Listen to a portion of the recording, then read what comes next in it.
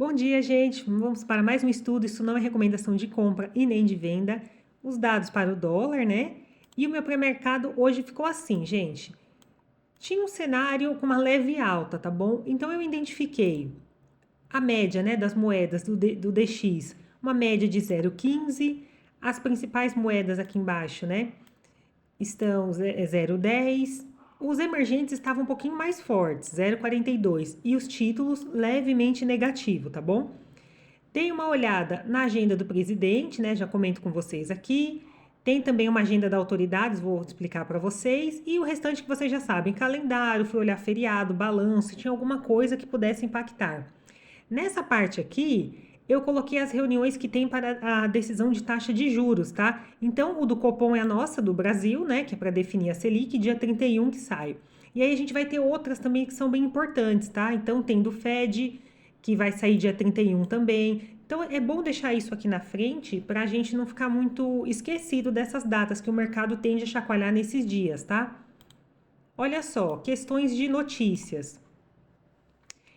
O Lula teve, na verdade, né? Já teve uma entrevista da para a Rádio Sociedade às 8 da manhã e também tinha uma caminhada. Não acho que essa da caminhada vai impactar muito, mas nunca se sabe. Vai que ele fala alguma coisa, né? Pode também mexer o mercado. Mas o importante mesmo, geralmente, são essas entrevistas assim.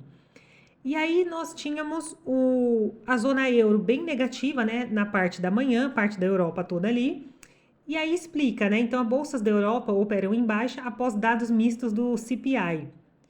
Esse dado, tá vendo? O anterior era 2,6, né? Uma projeção 2,5 veio em linha, veio 2,5. De qualquer forma, né? Tem até uma explicaçãozinha aqui, ó, caso vocês quiserem dar uma lidinha depois, falando sobre essa questão do indicador.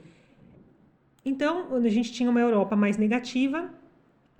Nessa parte de notícias, de agenda, nós tínhamos, né, na parte da manhã, uma reunião, né, uma videoconferência com o Galípolo, que é diretor de política monetária, tá bom? Então, é um nome importante, né? Quando ele está nas reuniões, também o mercado fica de olho já por essa questão, né, da decisão ali da política monetária muito importante. Entre as 10 e as 11 horas, tá? Só que tá fechado para a imprensa. Então, como não, provavelmente, né, às vezes, o ideal é que não vaze nenhum dado, mas às vezes vaza alguma coisa, também o mercado pode chacoalhar de alguma forma. E hoje, né, no caso já na parte da tarde, mas eu achei interessante comentar com vocês. A partir das 14h30, né, a gente vai ter o Roberto Campos Neto, que é o presidente do Banco Central, tá bom? Ele vai estar falando, também vai ter uma palestra, tá vendo, no Central aqui, uma palestra no Fórum Central, né, promovido pelo Banco Europeu. Então lá também vai ter outras pessoas de nome importante. É interessante também acompanhar isso. Se alguém opera à tarde, é bom ficar de olho nesse horário. Isso foi o que eu encontrei mais relevante. De qualquer forma, eu tinha uma visão para dólar, uma leve alta. O dólar, ele já começa, tá vendo? O ajuste está aqui embaixo, gente, olha só. Hoje eu fiz compras, né, no dólar. Mas aqui embaixo está o ajuste e o mercado já abre aqui, faz alinhamento de médias e desce.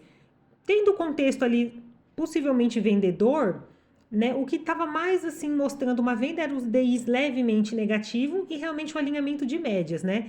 E eu poderia talvez confiar numa descida para buscar o ajuste, mas eu tinha uma visão de uma leve compra, então eu esperei confirmar um pouco melhor o cenário. Quando ele chega nessa região, eu começo a ver possível exaustão do preço aqui nessa região, que é mais ou menos por aqui, tá vendo? Ó? Deixa eu só abrir aqui para vocês. Essa parte aqui de baixo, tá vendo? Ó? Quando a gente olha aqui no indicador, eu já comentei isso com vocês, né? Posso ver uma possível exaustão, uma diminuição da força. Então eu fico aguardando, né, algum time de entrada. Fui, cliquei no rompimento aqui, ó, comprei, né? Tinha uma defesa aqui, coloquei até uma linha azul aqui, era uma dessas regiões de defesa que eu já comentei com vocês, tá? Quando a gente vê a barra muito grande, mas não era absorção. De qualquer forma, né, acreditava que essa barra poderia ser rompida aqui com força, porque era uma região de defesa. Então, fiz a minha compra e saí aqui perto da VWAP, tá? Então, essa foi a minha primeira meta e minha primeira operação, na verdade, né? E aí, depois, o contexto vai mudando, o DI vai ficando positivo, né? E o mercado vem dar essa outra oportunidade aqui. Tá vendo? Ele se afasta da média, volta aqui um pouquinho perto da média de 9, né? Que é essa pontilhada. Quando tem a retração, eu entro novamente aqui. O mercado, ele tenta uma, tenta duas, tenta três, essa quantidade de pavio. Eu também acompanho em tempo gráfico menor. Posso ir por 1 minuto, vou descendo até eu identificar o que está acontecendo aqui. Também olho na ferramenta aqui de fluxo, né? Eu vejo a defesa. Tendo isso, eu fiz o quê? Optei por não cortar o lucro, apenas me proteger. Então, o mercado voltou e me tirou. Aí, depois disso, eu falei, olha, tudo bem, já tá com a meta ali, não tem mais o que fazer, não vou entrar mais. Na verdade, eu não vi necessidade de entrar de novo. Falei, deixa. Aí, depois o mercado até foi com um pouco de dificuldade aqui para sair dessa região. Né? Essa linha laranjinha que eu coloquei aqui, ó, já é uma defesa que eu vi aqui também na ferramenta. E aí, ele consegue romper e vai, né? Nisso, o DI sobe a 0,40, 0,50, conseguiu pegar um pouco de força o DI, mas já devolveu nessa região. E essa parte vermelha foi mais por causa dessa região que poderia ter uma defesa, né, do dia anterior, então eu fiquei observando como que o preço ia se comportar ali.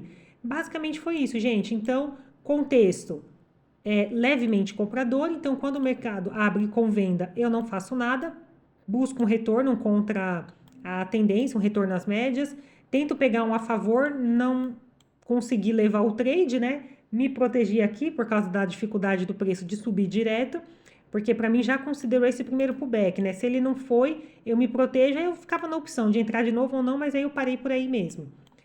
Índice, né? Eu vi que ele ficou um pouco, aqui tá nos 5 minutos, ficou um pouco difícil, deixa eu ver os dois.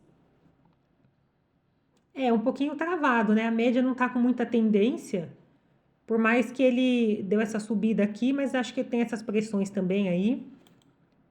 Acho que não tá um cenário muito bacana, né? Então, ali é segundos que eu deixo também para olhar. No 5 também, ó, o dólar voltando. Então, foi isso, tá bom, gente? Então, o contexto foi mais por causa dessas notícias. E se a gente dá uma olhadinha no panorama agora, reparem que ontem e hoje ficou desse jeito.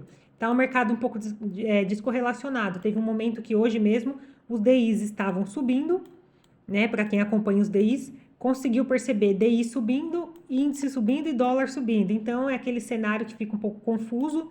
O dólar, ele deu essa subida mesmo com as moedas um pouco mais fracas, né? Não estava tão fraco assim, mas estavam mais negativas. Título também permaneceu negativo. O ouro positivou agora, tá? O ouro estava bem negativo. E fica aquela expectativa, né? Quando a gente fala em mercado financeiro, a gente pensa muito nesses indicadores. E eu venho aprendendo isso, né? Venho olhando com bastante atenção. Então, às 10h30, né, a gente tinha o discurso do presidente lá do Fed, né, do Banco Central Americano. Às 10h30, fica toda essa expectativa, né? E eu percebi que até ele falar estavam os ativos de segurança negativos. A gente viu os títulos negativos e o ouro também. Após a fala dele, né, que ele já começou a falar, às 10h30, o ouro já ganhou força. Então, os investidores acho que estavam um pouco receosos, né, pensando aonde poderiam deslocar o seu capital. Essa é a minha visão para o mercado de hoje. Um cenário mais confuso.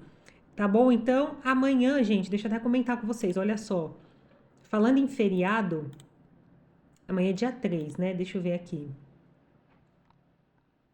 Olha só, no dia 3, que é interessante a gente saber isso aqui, amanhã eu ainda estou realmente avaliando se eu vou operar. Nós temos, né, nos Estados Unidos, dia 3, vai ter um feriado ali da independência, né?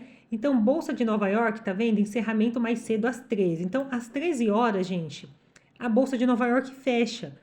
Isso é ruim, no sentido de que a liquidez cai, né? A movimentação pode ficar um pouco mais estranha.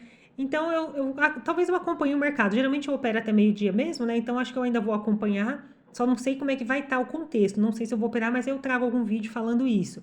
E aí, dia 4 eu já não opero. Dia 4, tá vendo? A Bolsa de Valores de Nova York vai estar fechada, eu já não vou operar, porque esses dias é ruim, né? Eu já comentei isso aqui também. Às vezes um player dá uma boletada, o mercado desloca muito. Já pela baixa liquidez que não vai ter, né, outras pessoas operando porque está fechado. Então fica aí um alerta, tá? Amanhã, 1 hora, isso pode mexer também um pouco com o índice, é bom ficar de olho. Relatório, né? Olha só, então ficou só os dois trades, né? Aqui eu já bati a meta, 7 pontos, e acreditei, né, no movimento ali, mas eu vi que não estava muito bom, então não fiquei caçando muita conversa não, tá bom? Então é isso, a gente se vê no próximo vídeo, fiquem com Deus.